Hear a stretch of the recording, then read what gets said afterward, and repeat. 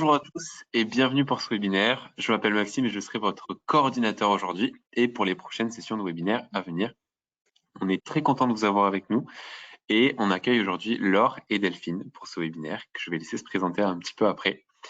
Pour rappel, l'accélérateur du numérique, qu'est-ce que c'est? C'est un programme proposé par Amazon France qui propose 4 formats éducatifs: la formation personnalisée en ligne, les webinaires, les bootcamps et le coaching. Et ce programme de formation couvre différents sujets, de la création d'entreprise à la logistique, en passant par le marketing et la gestion du temps notamment. Il est développé avec le soutien de plusieurs experts en leur domaine. Et l'objectif, quel est-il? C'est de lancer son projet ou développer son projet, notamment en ligne.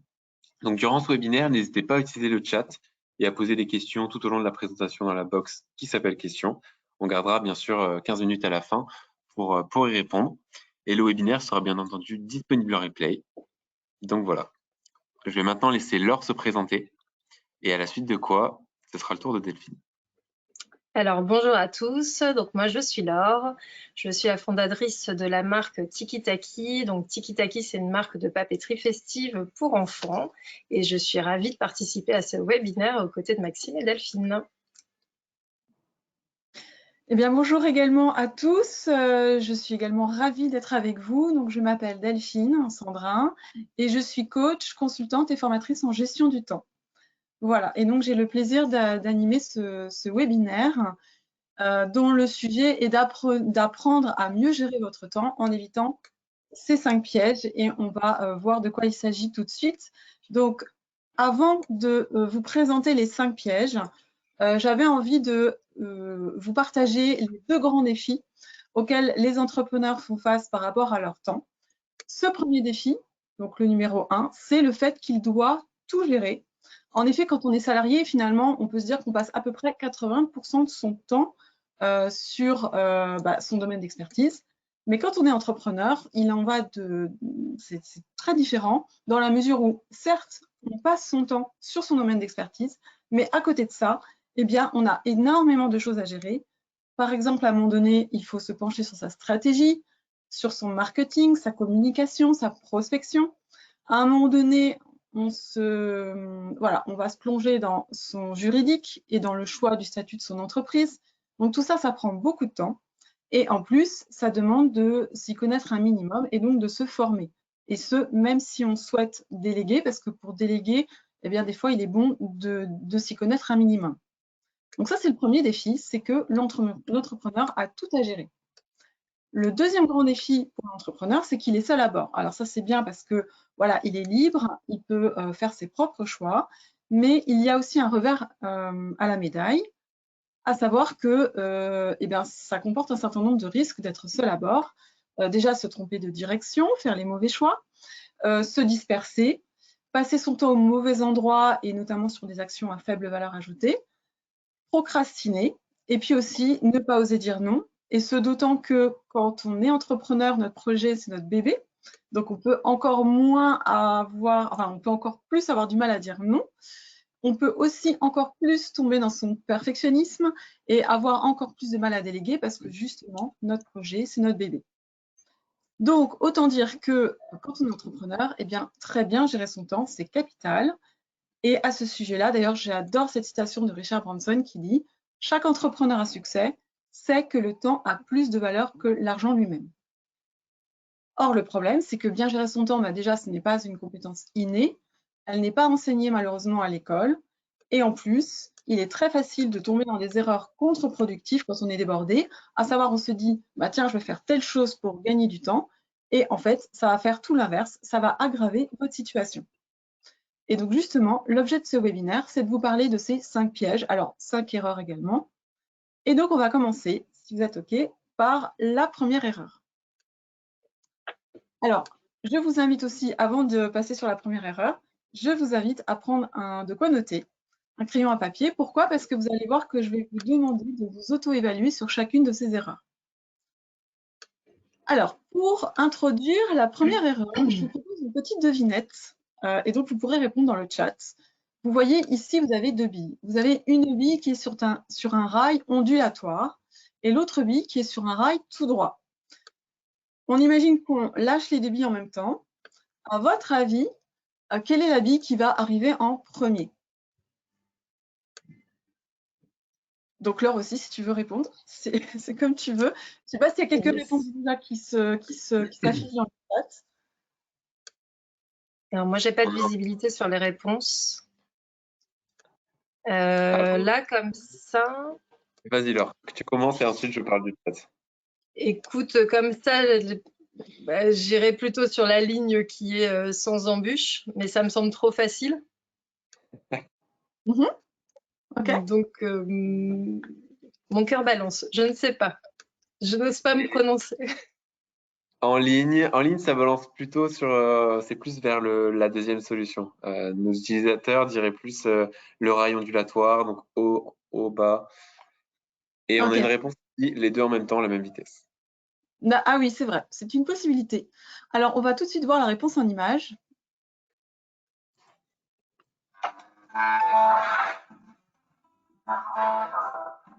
Voilà, donc vous voyez très clairement que c'est la bille qui est sur le rail ondulatoire qui va plus vite. Et ça me permet d'introduire la première erreur qui est qu'à un moment donné, quand on est débordé, eh bien, on ne fait pas ou plus de pause. C'est-à-dire qu'on est comme la bille qui va tout droit, on ne s'arrête plus, on en vient même à déjeuner devant son ordinateur. Or, le problème, c'est que ce qu'il faut bien voir, c'est que bien gérer son temps, c'est aussi bien gérer son énergie. Et effectivement, si à un moment donné, on n'a plus d'énergie, si on est trop fatigué, eh bien, la problématique, c'est que tout demande plus d'efforts. Or, quand tout demande plus d'efforts, on a beaucoup plus tendance à procrastiner, on est moins créatif, on a beaucoup plus de mal à se concentrer et on se laisse beaucoup plus distraire. Il y a un risque d'erreur qui est quand même plus grand. On a aussi plus de mal à résoudre les problèmes parce qu'on a les idées moins claires. On est beaucoup plus impatient. Et puis, tout ça fait qu'on avance beaucoup moins vite et du coup, on peut aussi perdre confiance en soi en se disant « mais j'arrive pas à avancer ». J'arrive pas à avancer tout simplement parce que je suis trop fatiguée. Donc, en fait, alors, ce que j'aime bien, c'est de faire le parallèle entre notre énergie et un réservoir d'essence. À savoir que quand on démarre notre journée, normalement, et je dis bien normalement, notre réservoir d'énergie, il est plein et il est normal qu'en cours de journée, ce réservoir, il diminue. Malheureusement, ce qui se passe quand on ne fait pas de pause en journée, c'est qu'à un moment donné, on se retrouve sur notre réserve et on est dans le rouge et là, on est complètement épuisé. Alors même que pour un certain nombre d'entre vous, il se peut que vous démarriez votre deuxième journée. Pourquoi? Parce que si vous êtes parent, à un moment donné, vous démarrez une deuxième journée qui vous demande de l'énergie. Et justement, en faisant pas de pause en journée, là, vous êtes hyper fatigué et du coup, il se peut que vous passiez pas forcément un bon moment, vous n'ayez pas un temps de qualité avec vos enfants ou vous perdiez patience. Donc, la solution, elle est assez simple, c'est de ne pas hésiter à faire de pause en cours de journée. Pourquoi? Eh bien, pour aller recharger un petit peu ce réservoir d'énergie et donc finir la journée, alors certes, pas avec un réservoir plein, mais au moins de ne pas finir la journée dans le rouge. Voilà, et vraiment, donc cette solution, vous l'avez compris, par rapport à cette erreur numéro 1, c'est faire régulièrement des pauses en journée. Et là, j'aimerais vous enlever une croyance, si vous l'avez, c'est que c'est de ne surtout pas croire que les pauses, c'est une perte de temps. Non, ce n'est surtout pas une perte de temps. En fait, en faisant des pauses, vous allez être comme la bille ondulatoire, sur le rail ondulatoire, c'est-à-dire que quand vous allez faire une pause, vous allez vous recharger en énergie et ça va vous donner un coup de boost pour poursuivre votre journée. Donc, au niveau des pauses, l'idéal, c'est déjà de faire une vraie pause à l'heure du déjeuner, d'en prévoir quelques-unes le matin et l'après-midi. Après, à vous de voir le nombre en fonction de votre activité, en fonction de votre niveau de fatigue. Voilà, ce n'est pas forcément très long, ça peut être 5-10 minutes, voire même un peu moins. En revanche, il s'agit de faire les bonnes pauses. Et si je continue mon parallèle avec le réservoir d'essence, c'est de mettre le bon carburant. Alors, ça veut dire quoi? Ça veut dire de faire des pauses qui vont vous recharger en énergie. En général, ce sont des pauses qui ont du sens pour vous et qui vont, que vous allez avoir plaisir à faire. Et l'autre point aussi qui est important, c'est idéalement faire quelque chose qui utilise une autre partie de votre cerveau. Alors, je m'explique. Si vous passez toute votre journée devant l'ordinateur, eh bien, une mauvaise pause, ce serait de continuer à faire une pause en restant devant votre ordinateur et de rester assis. Alors qu'une bonne pause, ce serait justement de quitter votre ordinateur, de quitter votre écran et d'aller bouger, d'aller respirer, peut-être aller prendre 5 minutes, d'aller prendre l'air. A contrario, si vous passez toute la journée debout, une pause peut-être qui peut être bonne, c'est de vous poser, pour poser un peu votre organisme. Donc, je pense que vous avez compris, l'idée, c'est d'aller casser votre habitude, enfin, faire quelque chose de différent de ce que vous faites tout le reste de la journée. Et aussi d'utiliser une autre partie de votre cerveau. Donc voilà pour cette première erreur et ce premier piège, à savoir que c'est de ne plus faire de pause, de ne pas faire de pause. Et donc, c'est vrai que ça peut paraître évident, mais la question que j'ai pour vous, et c'est pour ça que je vous ai proposé de prendre un papier et un crayon, c'est de savoir à quel point est-ce que vous prenez vraiment le temps de faire des pauses ressourçantes, et j'insiste sur le mot ressourçante, en cours de journée. Et donc là, par exemple, je vous invite à vous noter de 0 à 5 ou 0 à 10 si vous préférez. Donc 0, non, vous ne faites pas du tout de pause. Et 5 ou 10, oui, effectivement, vous êtes une personne qui fait régulièrement des pauses. Et donc, vous n'avez pas de problème à vous recharger en énergie. Donc voilà. Donc Laure, est-ce que tu veux nous partager un petit point sur ce sujet-là? Comment ça se passe pour toi? Je ne me noterai pas très très bien.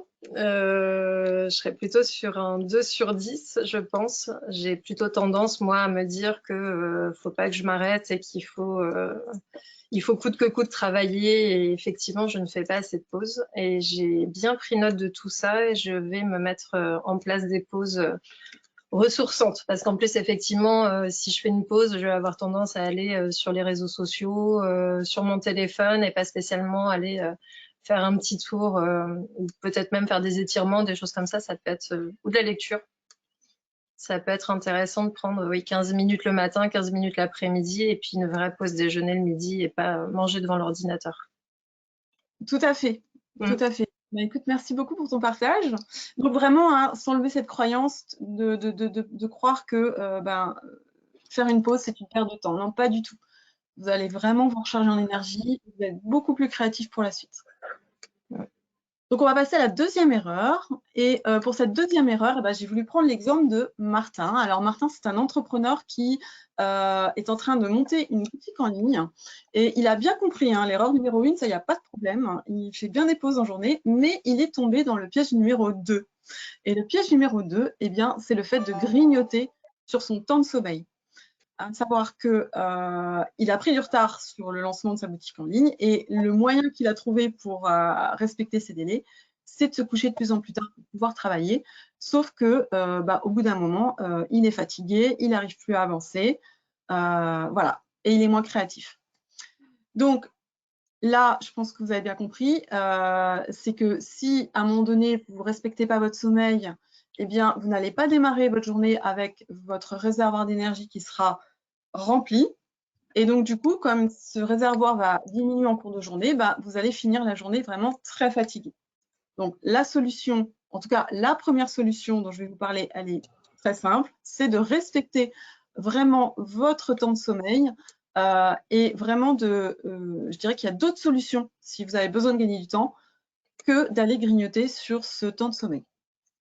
Pourquoi j'insiste là-dessus? Parce qu'en plus, et je pense que vous le savez, mais le sommeil rentre dans vraiment de nombreuses fonctions, à commencer par des fonctions corporelles, à savoir que ça va jouer sur votre bien-être corporel, ça rentre en jeu dans la réparation de l'organisme, dans la régulation de vos hormones, dans la régulation de certaines fonctions comme les fonctions cardiaques. Donc, ça a vraiment un impact sur votre organisme.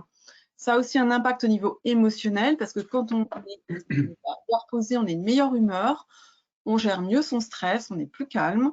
Et puis aussi, ça joue sur la partie intellectuelle puisque le sommeil contribue à avoir une bonne capacité d'apprentissage, on est mieux concentré, on raisonne mieux, on prend de meilleures décisions. On est vraiment bien au niveau de toutes nos capacités cognitives. Donc c'est pour ça que j'insiste sur le sommeil. Maintenant, j'entends que peut-être que votre sommeil il est perturbé, notamment si vous avez des jeunes enfants. Et dans ce cas-là, il y a un autre levier qui est de penser aussi aux siestes. Et là encore, ce n'est pas du temps de perdu. Alors, la deuxième solution aussi dont je voulais vous parler, c'est de respecter autant que possible votre chronotype. Et là, vous allez peut-être me dire, enfin, peut-être certains parmi vous ne connaissent pas cette notion. Qu'est-ce qu'un chronotype? En fait, c'est vraiment votre rythme en journée par rapport à votre énergie. C'est à quel moment de la journée est-ce que vous êtes au taquet en termes d'énergie. Et il y a a priori 4 grands profils en termes de chronotype. Le premier, c'est le lion, qui lui est plutôt un lève-tôt, il est dynamique le matin et il a moins d'énergie l'après-midi. Vous avez l'ours, qui est un gros dormeur, qui va avoir du mal à démarrer le matin et qui est au taquet en milieu de journée. Le dauphin, lui, c'est plutôt un petit dormeur, sommeil très léger, il est en forme le soir. Et le loup, c'est le vrai couche-tard, donc lui, il est vraiment au top de son énergie le soir. Donc, en vous disant tout ça, soit vous voyez là à peu près quel est votre chronotype, soit vous avez des doutes. Et si vous tapez chronotype sur Internet, vous allez tomber sur des tests qui sont gratuits, sans que vous ayez besoin forcément de rentrer votre mail. Et ça vous aurez un questionnaire et ça vous permettra de mieux vous situer. Donc, en tout cas, mon message là, c'est déjà, essayez de voir à quel moment vous êtes au mieux dans une journée en termes d'énergie et ensuite respectez vraiment votre chronotype. Et en ce sens, ne succombez pas à certaines injonctions qui peuvent vous inciter à vous lever très tôt le matin. Alors, j'ai pris l'exemple du Miracle Morning et là, je tiens à préciser que je n'ai rien contre le Miracle Morning. Je trouve que c'est une super philosophie. En revanche, le problème, c'est que ça, en tout cas, le fait de se lever très tôt ne peut pas s'adapter à tout le monde. Si vous êtes, par exemple, un ours et que vous vous mettez à vous lever à 4 heures du matin, vous allez extrêmement vite épuiser votre réservoir d'énergie. Donc, si la pratique du Miracle Morning vous plaît, eh ben, c'est juste de l'adapter à votre chronotype. Voilà. Donc, la question, que j'ai maintenant pour vous par rapport à cette deuxième erreur, c'est à quel point est-ce que vous respectez votre sommeil et votre chronotype, notamment quand vous êtes débordé. Et là, c'est pareil, vous pouvez vous noter soit d'une échelle, vous pouvez noter sur une échelle de 0 à 5 ou 0 à 10. Voilà. Et Laure, est-ce que tu veux nous partager ce qu'il en est pour toi? Eh ben, écoute, moi, je me situe entre l'ours et le loup. Voilà, ça serait intéressant effectivement que j'arrive à peaufiner ça et que je sache un peu plus précisément quel est mon chronotype. Mais moi, mon sommeil est trop précieux. J'aime trop dormir. Et moi, c'est pas mon activité entrepreneuriale qui grignote sur mon temps, mais mes enfants. Voilà. Oui, il y a des petits levers. Voilà. Effectivement. Après, il faut s'adapter avec le reste de la famille et c'est là que ça peut être un vrai challenge. Mais voilà, déjà en le sachant, en se disant aussi que c'est peut-être normal qu'à un moment donné, quand on est en couple, on n'a peut-être pas le même chronotype et de pas forcément s'obliger à se coller au chronotype de notre conjoint si c'est pas le même que le nôtre. Voilà. C'est intéressant. Donc voilà pour la deuxième erreur et on va passer à la troisième. Et pour la troisième, j'ai une question pour vous qui est à quel point vous avez le sentiment de travailler beaucoup pour pas avoir beaucoup de résultats. C'est-à-dire que des fois, on fait plein de choses dans une journée et quand on fait le constat de sa journée, on fait un peu le bilan, on se dit « Oh là là, mais j'ai fait plein de choses, mais en fait, j'ai pas avancé. » Est-ce que ça, c'est quelque chose qui vous arrive? Est-ce que Laure, c'est quelque chose qui t'arrive aussi? Ça m'est arrivé ce matin. J'ai l'impression de faire plein de petites choses et d'avancer sur rien et d'être submergée par plein de choses. Donc oui, ça m'arrive. D'accord. Eh bien, en tout cas, si tu as ce sentiment et si vous qui nous écoutez avez ce sentiment, c'est peut-être que vous tombez dans l'erreur numéro 3. Alors, cette erreur numéro 3, quelle est-elle? Eh bien, c'est de ne pas vouloir perdre de temps pour en gagner. Qu'est-ce que je veux dire par là? Eh bien, c'est le fait d'être très occupé en faisant plein de choses au lieu d'être très productif en faisant les bonnes choses. Et donc, dans un cas, on va être en train de courir toujours plus et d'en faire toujours plus, alors que dans l'autre cas, on va en faire moins, mais on va faire mieux. Et donc, la solution pour ça, alors, elle est contre-intuitive, parce qu'elle est contre-intuitive, c'est de vous arrêter et de vous poser. En effet, souvent, on ne prend pas le temps de se poser parce que c'est la course, mais dites-vous bien que c'est justement la course parce que vous ne prenez pas le temps de vous poser. Alors, quelle est la solution pour passer de ce statut très occupé au statut très productif? Eh bien, là, je fais appel à une loi que j'adore, qui est la loi de Pareto et que je suis sûre que vous connaissez tous. Alors, je vais juste faire une petite parenthèse sur d'où vient cette loi elle vient d'un économiste italien qui s'appelle Vilfredo Pareto, qui, en fait, à un moment donné, a analysé plein de données fiscales de plusieurs pays. Et en fait, il s'est rendu compte qu'il tombait toujours sur le même ratio, à savoir que, quel que soit le pays, eh bien, 20% de la population concentrait 80% des richesses.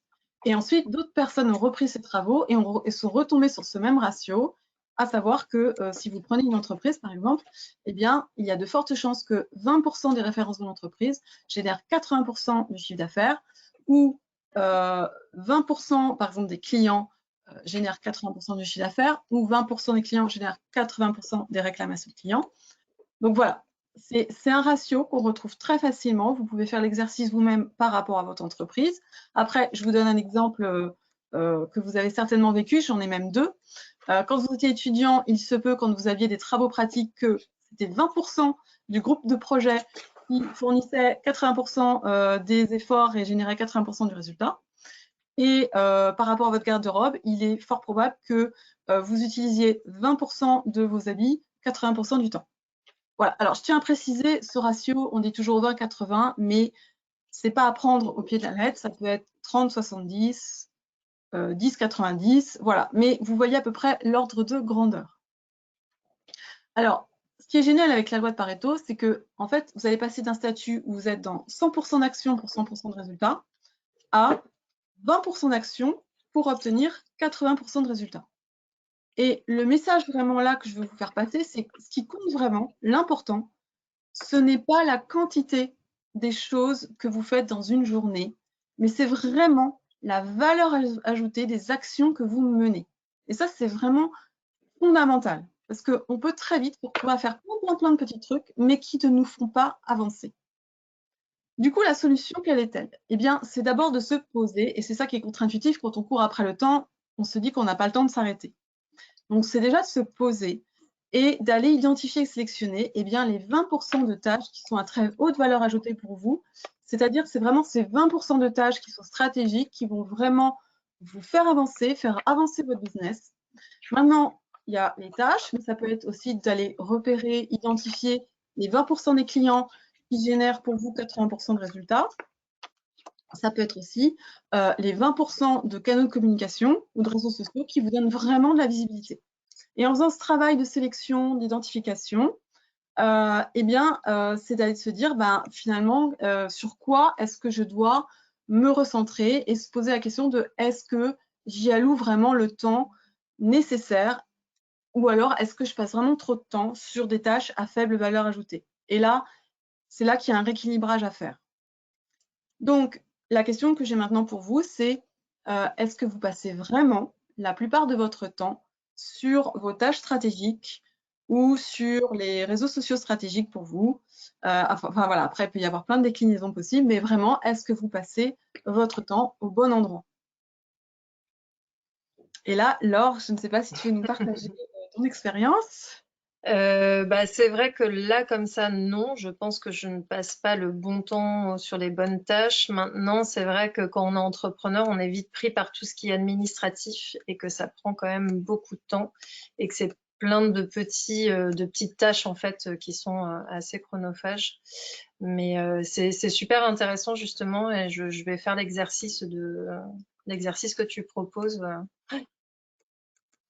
Donc après, hein, une fois qu'on fait l'exercice, eh bien, c'est de se dire sur les tâches qui nous prennent du temps mais à faible valeur ajoutée, c'est qu'est-ce que vous pouvez faire? Est-ce que vous pouvez automatiser? Est-ce que vous pouvez déléguer? Est-ce que vous pouvez néanmoins le réduire?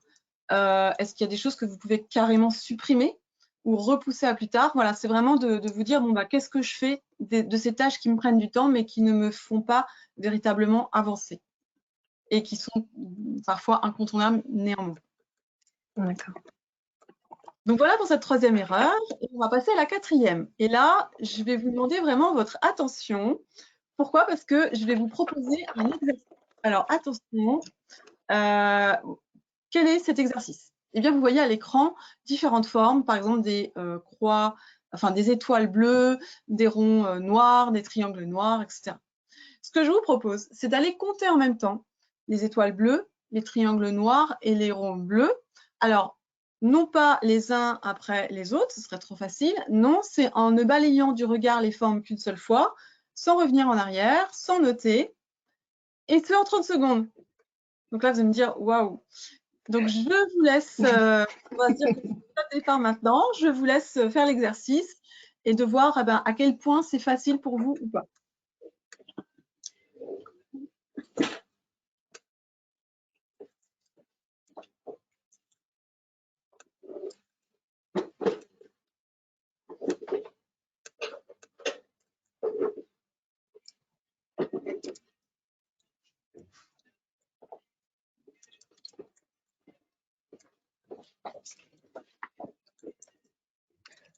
Voilà. Je trouve ça très difficile.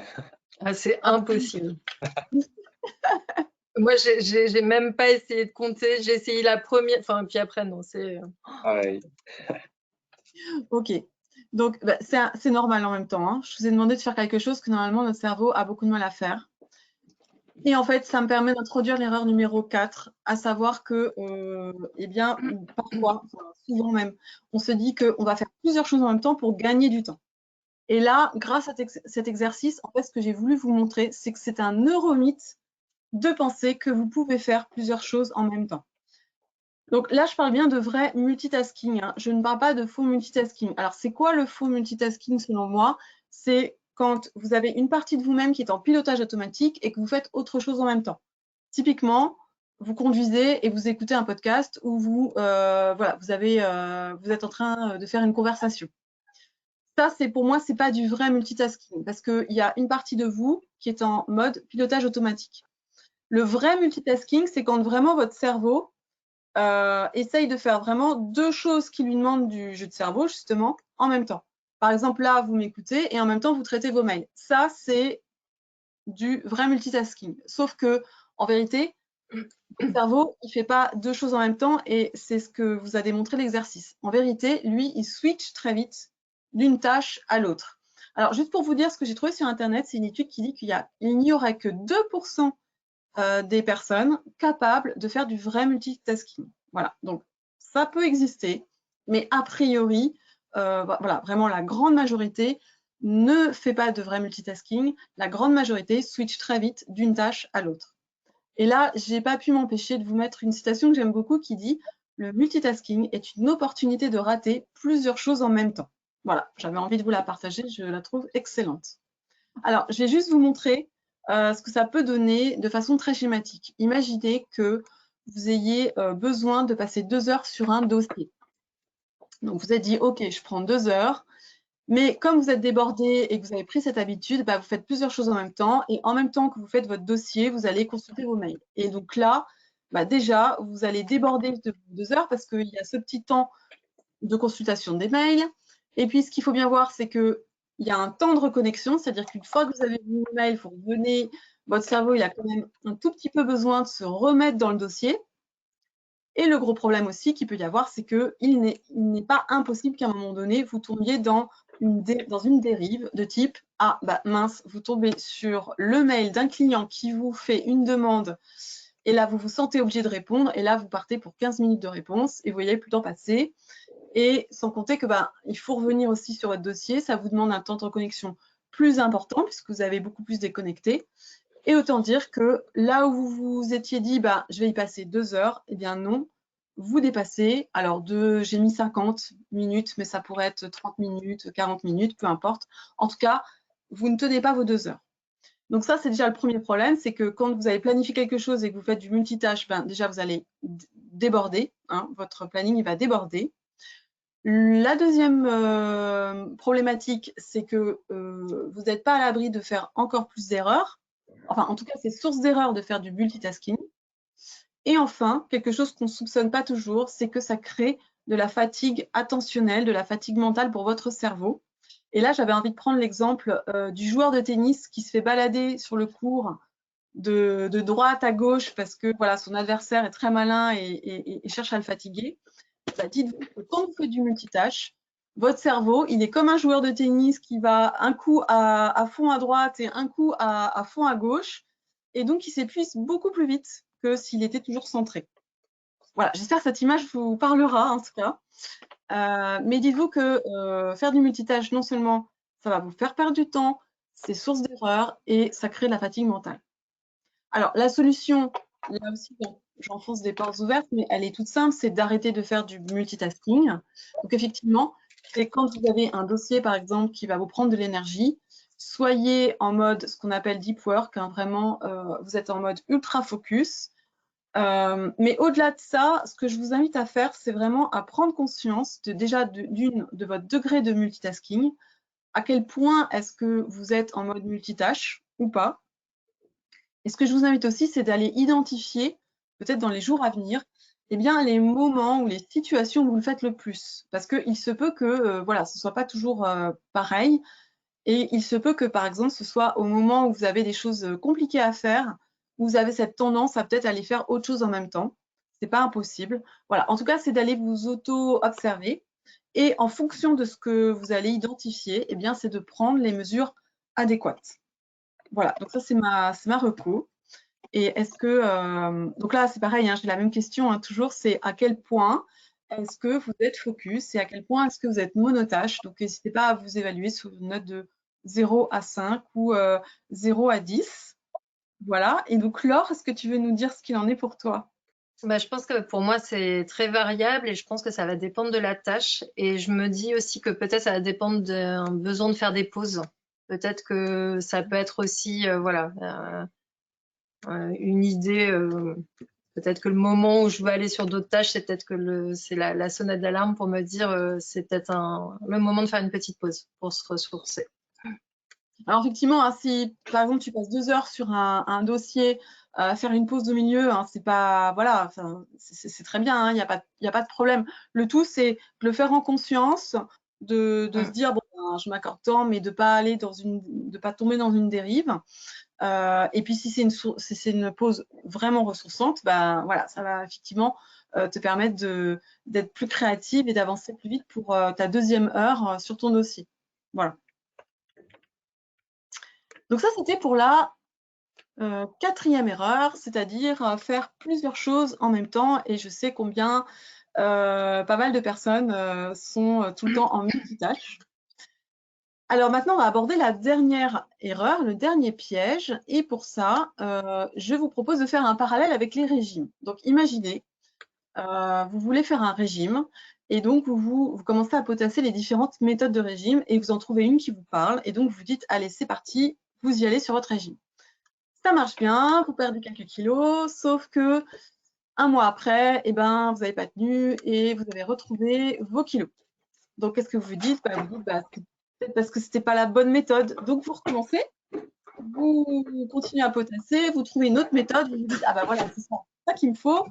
Vous êtes vraiment très motivé pour tester cette 2e méthode, vous y allez, sauf que voilà, vous perdez quelques kilos, mais quelques mois plus tard, patatras, vous avez retrouvé vos kilos, voire plus. Donc, pourquoi ça ne marche pas? Eh bien, peut-être que ça ne marche pas parce que la solution n'est pas liée à la méthode. Peut-être que ça ne marche pas parce que la problématique de perdre du poids, elle vient peut-être d'un problème émotionnel, de blocage émotionnel. Elle vient peut-être d'un problème de santé. Elle vient peut-être d'un déséquilibre hormonal. Mais le problème n'est peut-être pas la méthode. Et donc ça me permet d'introduire cette dernière erreur qui est de penser qu'avoir des super outils et des super applications va suffire à vous sortir la tête de l'eau. En fait, le problème, c'est que l'outil n'est peut-être pas votre vrai problème. Pourquoi je vous dis ça? Parce que, en fait, ce qu'il faut bien voir, c'est que la gestion du temps, c'est 3 choses. Certes, la gestion du temps, ce sont des méthodes et des outils. Ça, c'est clair. Et moi, je n'ai rien contre les méthodes et les outils. Sauf que la gestion du temps, c'est plus que ça. Dans la gestion du temps, vous avez aussi une dimension personnelle. Alors, qu'est-ce que j'entends par là? C'est que si vous êtes, par exemple, perfectionniste, eh bien, c'est clair que vous allez passer plus de temps dans les détails, vous allez perdre beaucoup plus d'énergie que nécessaire à fignoler. Il se peut aussi, par exemple, que vous ayez du mal à dire non. Et si c'est votre profil et que vous dites toujours oui, ça veut dire que vous dites toujours oui aux sollicitations des autres et que vos priorités passent après et que ensuite, vous vous retrouvez complètement débordé et également fatigué parce que vous êtes occupé des autres. Voilà. Dans la dimension personnelle, j'y vais aussi les problèmes de concentration, les problèmes de procrastination. Donc ça, c'était la deuxième grosse bulle de la gestion du temps. Et la troisième, on en a déjà parlé, c'est de bien gérer votre énergie, parce que bien gérer son temps, c'est aussi bien gérer son énergie, comme on l'a vu. Donc maintenant, vous allez me dire, OK, la gestion du temps, c'est 3 choses, mais comment est-ce que je fais, moi, pour vraiment détecter le bon problème? Est-ce que justement, je ne vais pas sur des méthodes et des outils alors que ce n'est pas là mon problème? Donc là, j'ai une solution à vous proposer qui est très personnelle, mais je vous la propose quand même. C'est de bénéficier de mon diagnostic. Parce qu'effectivement, quand j'accompagne des personnes sur la gestion du temps, je commence toujours par un diagnostic qui repose sur 2 questionnaires. Vous voyez là les résultats des 2 questionnaires. Et je vous montre l'exemple d'une autre personne. Vous pouvez voir que les réponses sont totalement différentes. Je vous montre une troisième. Et bah oui, c'est totalement différent. Pourquoi? Parce qu'en fait, on est tous différents, on n'a pas les mêmes problématiques. Et donc, ce qui peut marcher pour l'un ne va pas forcément marcher pour l'autre. Et donc ça permet vraiment, en tout cas, ça aide à y voir beaucoup plus clair et savoir sur quel levier il faut agir pour vraiment gagner du temps et par quoi commencer. Voilà, donc, de la même façon que tout à l'heure, ma question est, à quel point est-ce que vous êtes au clair sur votre principal problème en gestion du temps? Ou alors est-ce que pour vous, c'est un petit peu flou, vous avez l'impression qu'il y a plusieurs choses, mais vous ne savez pas trop par quoi commencer? Voilà, je vous laisse vous noter par rapport à cette question sur, toujours pareil, une note de 0 à 5 ou une note de 0 à 10. Est-ce que, Laure, tu veux nous dire si pour toi c'est très très clair ou c'est un petit peu le flou? Moi, je pense que c'est assez clair. Je pense que j'ai trouvé une méthode d'organisation qui me convient bien. Moi, j'aime le papier, donc je note sur mon agenda. Voilà, je pense que c'est la méthode qui me convient. Mais bon, après, voilà, je pense que c'est assez clair. Bah, ça, c'est bien, super.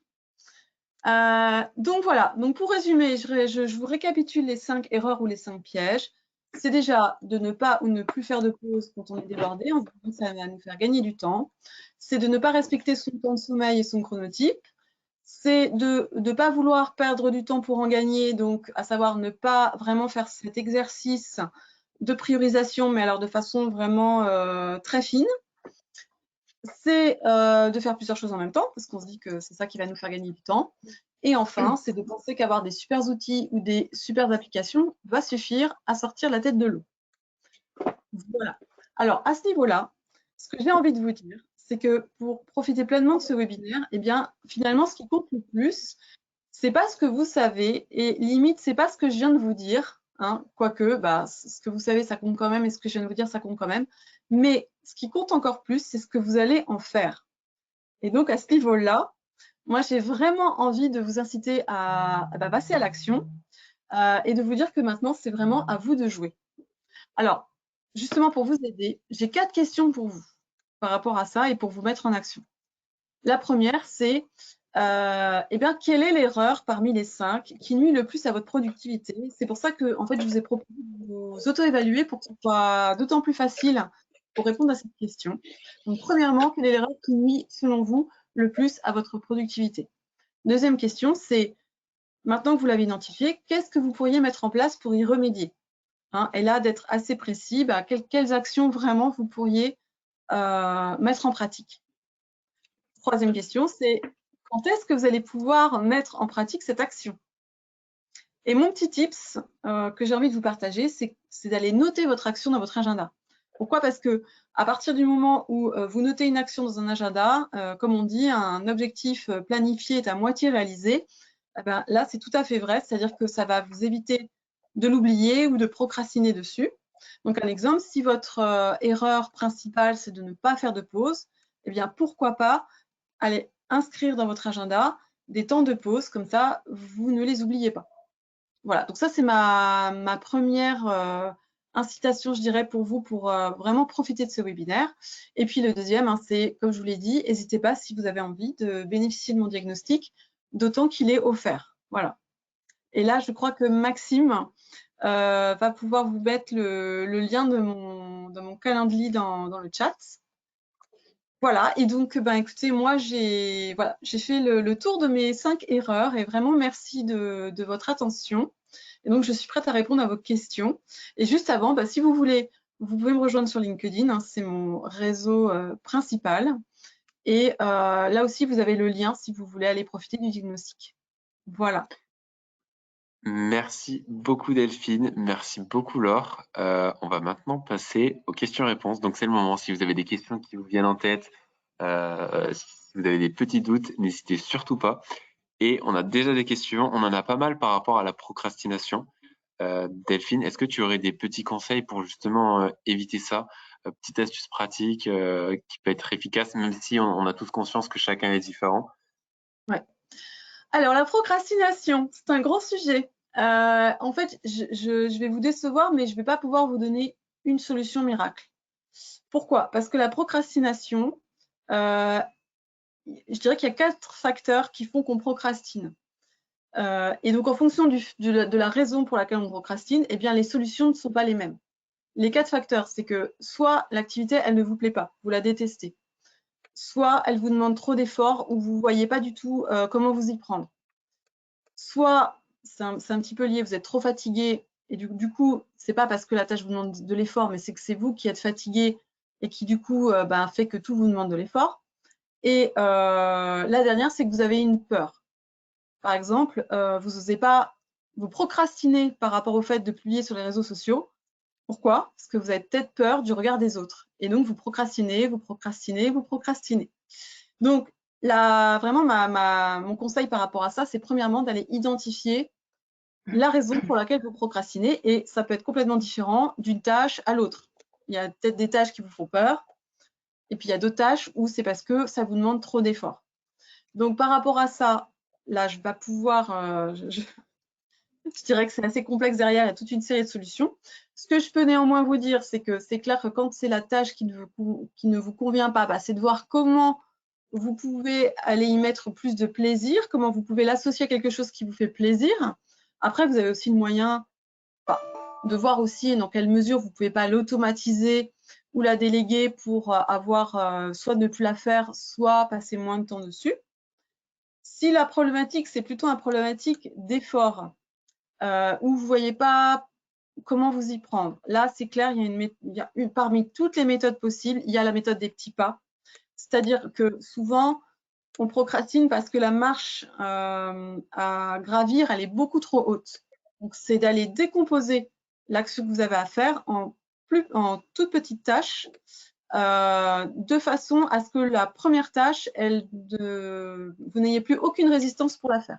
Donc voilà, et comme ça va être beaucoup plus facile, vous allez beaucoup moins procrastiner. Le fait aussi de décomposer, si c'est un problème que vous ne voyez pas trop comment vous y prendre, ça va vous obliger à vous poser les bonnes questions, à vous dire, OK, comment je peux faire pour démarrer sur cette tâche. Pour moi, c'est un petit peu flou. Voilà, et puis si c'est une question d'être trop fatigué, là, c'est un peu ce qu'on a vu sur l'énergie. Et puis, si c'est les peurs, alors là, les travails sur les peurs, c'est là où c'est peut-être le plus compliqué parce que travailler sur des peurs, ça demande d'un travail sur soi. Et moi, c'est souvent avec du coaching que j'arrive en tout cas, que je réussis à accompagner mes clients sur ces différentes peurs. Parce qu'à un moment donné, on peut y arriver seul, mais vraiment faire appel à un coach pour ça, ça va vraiment vous faire gagner du temps et ça va vous permettre d'aller vraiment beaucoup plus loin en profondeur sur vos peurs. Voilà. Est-ce que j'ai répondu à la question? Je pense que oui, et il y a plusieurs questions sur ça et je pense que du coup, tu as réussi à répondre à toutes celles-ci. On a une autre question de Bénice qui nous dit « Comment se fait-il que l'on n'arrive pas à gérer son temps malgré l'élaboration d'une to-do list ?» Donc en gros, il passe par des to-do list, mais malgré ça, en fait, il réussit pas à tout faire et voilà. Ok. Alors, la to-do list, c'est un élément parmi plein de choses. C'est-à-dire que la gestion du temps ne se résume pas juste à une to-do list. Alors, c'est clair que la to-do list, elle est importante, notamment par rapport à sa charge mentale. C'est vraiment un outil qui va permettre de décharger, justement, de réduire sa charge mentale.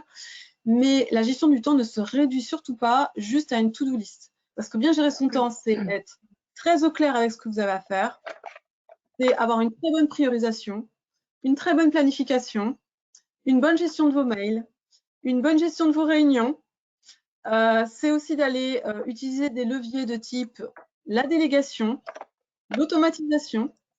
Donc ça, c'est, je dirais, tout ça, c'est de la méthodologie, c'est des méthodes et des outils. OK. Mais, comme je l'ai dit, la gestion du temps, il y a aussi une dimension de son énergie, la gestion de son énergie. Et troisième levier, ce que j'ai pu vous dire, c'est qu'il y a une dimension personnelle. À savoir qu'il se peut tout à fait que vous soyez très organisé, mais débordé. Ce n'est pas incompatible. Pourquoi? Parce que si votre problématique, c'est que vous êtes perfectionniste, eh bien, vous allez perdre beaucoup de temps dans les détails, beaucoup de temps à fignoler, à relire vos phrases, voilà, à essayer de trouver le super visuel pour votre publication sur les réseaux sociaux. Et tout ça va faire que vous allez passer beaucoup plus de temps que nécessaire et que vous allez vous retrouver débordé parce que vous n'allez pas tenir votre planning.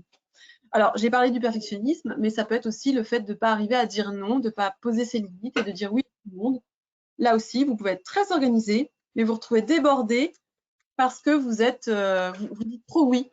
Voilà. Donc, c'est pour ça que la to-do list, elle est fondamentale, mais ce n'est surtout pas le seul outil dans votre gestion du temps. Merci beaucoup. Et ça tombe bien que tu parles de délégation, puisque pour ceux qui ne le savent pas, Delphine a construit un cours sur la délégation qui sera publié sur le site d'ici la fin de l'année. Donc, c'est un bon moyen aussi de vous avertir à ce sujet. Tout à fait. On a deux questions qui demandent si tu connais ou si tu recommandes une application pour justement aider à mieux gérer son temps, quelque chose que tu as pu tester peut-être et qui marche assez bien. Alors, c'est le genre de question à laquelle j'ai beaucoup de mal à répondre parce que je vais vous expliquer pourquoi. Parce que déjà, on est tous différents.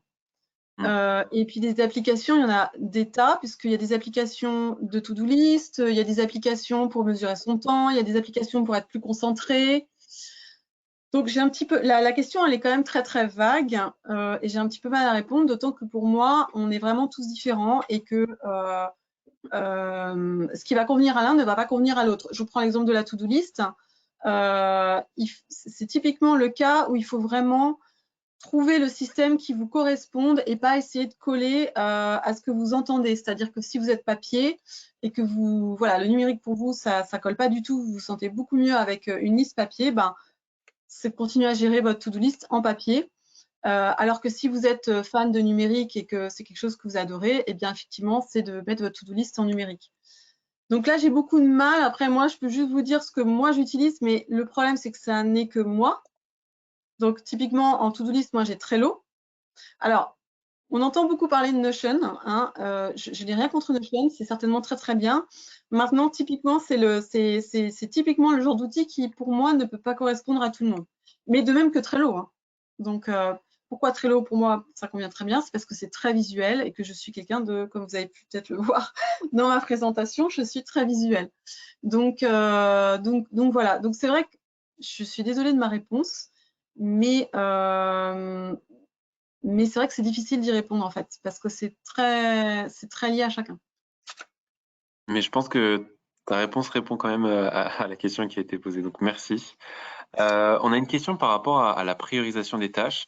Et pour synthétiser, on a plusieurs utilisateurs qui nous demandent, voilà, si on a deux tâches prioritaires, laquelle on choisit, enfin qu'on estime prioritaire, laquelle on choisit, sur quoi repose cette décision, et même si on a du mal à savoir quelle tâche doit passer avant quelle autre tâche, qu'est-ce qu'on peut faire? C'est toujours pareil, hein, c'est de vraiment poser à plat. Après aussi, c'est d'être très au clair avec vos critères du moment. À savoir, est-ce que là, en ce moment, si vous avez à prioriser, c'est quoi votre priorité? Est-ce que c'est trouver plus de clients? Est-ce que c'est générer plus de chiffre d'affaires? Est-ce que c'est vous n'avez pas encore de clients, mais vous êtes en train de créer une boutique en ligne et c'est d'avancer le plus vite possible parce que vous avez une deadline? Voilà, est-ce que c'est tout est prêt, mais vous avez besoin d'être visible et que c'est pas encore le cas? Donc là aussi, j'ai un petit peu de mal à répondre parce que ça dépend vraiment de là où vous en êtes, mais votre priorisation doit se faire au regard de votre challenge du moment, de ce que vous voulez atteindre là en ce moment. Et alors, le problème aussi, c'est que souvent, on veut tout. Oui, c'est pas possible de tout avoir. Hein. C'est-à-dire, effectivement, sur les réseaux sociaux, on voudrait être plus visible, avoir plus de monde, avoir plus de likes, avoir plus de commentaires, etc. Dites-vous qu'on ne peut pas tout avoir juste avec un seul post. Il y a des posts qui sont faits pour être plus visibles, il y a des posts qui sont faits pour avoir plus d'engagement. Bah là, c'est un petit peu pareil. Donc, il faut, vous, déjà en amont, définir, enfin, très clair sur vos critères. Et ça me permet de rebondir sur un aspect qu'on oublie de la gestion du temps, qui est souvent oublié. C'est que le point de départ de tout ça, c'est d'être très au clair avec là où on veut aller, avec ce qu'on attend comme résultat. Le problème, c'est que cette clarification, on ne prend pas toujours le temps de la faire, soit parce qu'on voilà, n'a pas conscience de son importance, soit parce qu'on veut aller très très vite et on se dit non mais c'est bon, c'est du temps de perdu. Non, c'est pas du temps de perdu. Plus vous allez être très au clair sur la direction où vous allez aller, et plus ensuite ce sera facile de prioriser. Et plus ensuite ce sera facile de planifier. Et plus ensuite ce sera facile d'avancer. Donc, ce travail de clarification en amont, il est vraiment important, mais malheureusement, de ce que je peux voir, il est quand même sous-estimé. Ok, merci beaucoup. Et enfin, on a une dernière question assez pratique, assez concrète. Emma demande si tu conseilles de désactiver les notifications d'email pour justement éviter le multitasking. Est-ce que c'est quelque chose que tu conseilles? Est-ce qu'il y a des astuces comme ça que tu recommandes? Alors, là, je vais vous dire, ça dépend de votre activité. Si effectivement votre activité est très dépendante des mails, je vais avoir, enfin, mon conseil va être de ne pas complètement couper. En fait, c'est clair que mon conseil va être effectivement quand vous vous mettez dans un dossier, d'enlever toutes les notifications, effectivement de fermer votre boîte mail, de peut-être même parfois des personnes vont jusqu'à mettre leur téléphone dans une autre pièce pour pas être tentées, hein, parce que voilà, le téléphone c'est quand même un outil fort de distraction. Donc si vous pouvez le faire quand vous vous mettez sur un dossier et que vous voulez rentrer dans un état de deep work, eh ben, effectivement fermez tout, dont les mails. Et ensuite, ce que je vous recommande, c'est que une fois que vous avez fini ce que vous avez à faire, là, c'est là que vous pouvez aller consulter vos mails, aller consulter vos réseaux sociaux. Alors, je vous dis ça, je sais très bien que ça ne peut pas s'appliquer à toutes les activités, parce que si vous êtes dans une activité où il vous faut une réactivité extrêmement importante, ce sera difficile. En revanche, si vous le pouvez, je vous le recommande vraiment, effectivement. Ok, merci beaucoup. Et on a une dernière question, et ce sera vraiment la dernière, celle-ci, d'Eric, qui demande, en fait, qui explique que lui, parfois, quand on a une tâche de 2 heures, parfois on la dépasse. Est-ce que si on dépasse ce créneau de 2 heures qu'on s'était fixé, est-ce qu'il faut la stopper ou est-ce qu'il faut la continuer ou est-ce qu'il faut passer à une tâche prioritaire qu'on avait prévue juste après? Ça va dépendre de la tâche. En fait, ça va dépendre de plusieurs choses. Ça va dépendre de la tâche, ça va dépendre de la tâche prioritaire ensuite. C'est-à-dire que pour moi, c'est pas inconcevable d'avoir une tâche et puis de la décomposer et d'en faire un premier morceau un jour et un deuxième morceau un autre jour. Ça, c'est pas un problème. Ce qui pose problème, c'est que pendant que vous faites le bout de tâche, je dirais, c'est d'aller faire autre chose en même temps. Donc, si par exemple vous n'avez pas terminé et que vous estimez que la tâche suivante, elle passe en priorité par rapport à ce que vous venez de faire, eh ben, j'ai tendance à vous dire, arrêtez terminez là où vous en êtes, vous basculez sur votre deuxième tâche et là, vous rentrez à nouveau en deep work. Et puis, ce que vous n'avez pas eu le temps de finir, c'est de voir à quel moment vous pouvez le faire dans votre planning. Voilà. Si par contre, la tâche sur laquelle vous êtes, c'est la priorité absolue et que vous débordez, là, mon conseil, c'est vraiment d'aller jusqu'au bout, quitte à ce que ce soit la deuxième tâche à ce moment-là que vous replanifiez. Et là, un petit conseil au passage, j'en profite, parce que ça me vient à l'esprit, c'est qu'en termes de planification, on a une tendance, c'est à remplir son agenda à fond, à fond, à fond. Moi, j'ai quand même un conseil à vous donner, c'est prévoyez-vous des petites plages, des petites zones tampons pour absorber justement tous vos retards, pour absorber les imprévus, parce que nos vies sont imprévues, surtout en plus si vous avez des enfants, hein, c'est typique. Donc n'hésitez pas, évitez de remplir votre agenda à fond en fond. Prévoyez-vous des plages. Alors soit c'est 1 heure par jour qui n'est pas remplie, ou alors c'est par exemple votre vendredi après-midi qui est consacré à absorber tous les retards de la semaine. Ça va, en termes de stress, ça va déjà être, voilà, ça va vraiment être bénéfique parce que vous allez vous dire, bah, j'ai ma bulle de sécurité, donc tout va bien. Si je déborde, c'est pas grave. Et puis typiquement, ça permet de jouer sur ce qu'on vient de voir, c'est-à-dire que on peut déborder et dans ce cas-là, la tâche numéro 2, ben, on la décale et on sait qu'on a le temps de la décaler. Je ne sais pas si j'ai été claire. Si. Je pense que c'est assez clair et merci beaucoup. Surtout, n'hésitez pas, j'ai mis le lien de Delphine dans la description pardon, j'ai du mal, à utiliser, à bénéficier de ce diagnostic offert. Surtout, n'hésitez pas, je pense que ça pourrait aider pas mal de personnes ici. Et on arrive à la fin de ce webinaire. Merci à tous, merci Delphine, merci Laure et merci aux participants également. Le webinaire sera bien entendu disponible en replay. Je vous invite bien sûr, comme d'habitude, à rester jusqu'à la fin afin de répondre au sondage de satisfaction. Ça nous aide énormément pour savoir ce qui marche pas et ce qu'on peut faire par la suite. Et on se retrouve la semaine prochaine pour de nouveaux webinaires, notamment sur Amazon Ads et la soutenabilité. Et également pour notre bootcamp fin décembre. Tout est disponible sur le site, bien entendu. Je laisse à Delphine et alors le mot de la fin. Alors, je te laisse la parole. Eh ben, écoute, merci beaucoup Delphine parce que c'était très intéressant et je vais tout de suite aller sur ton lien pour avoir le diagnostic.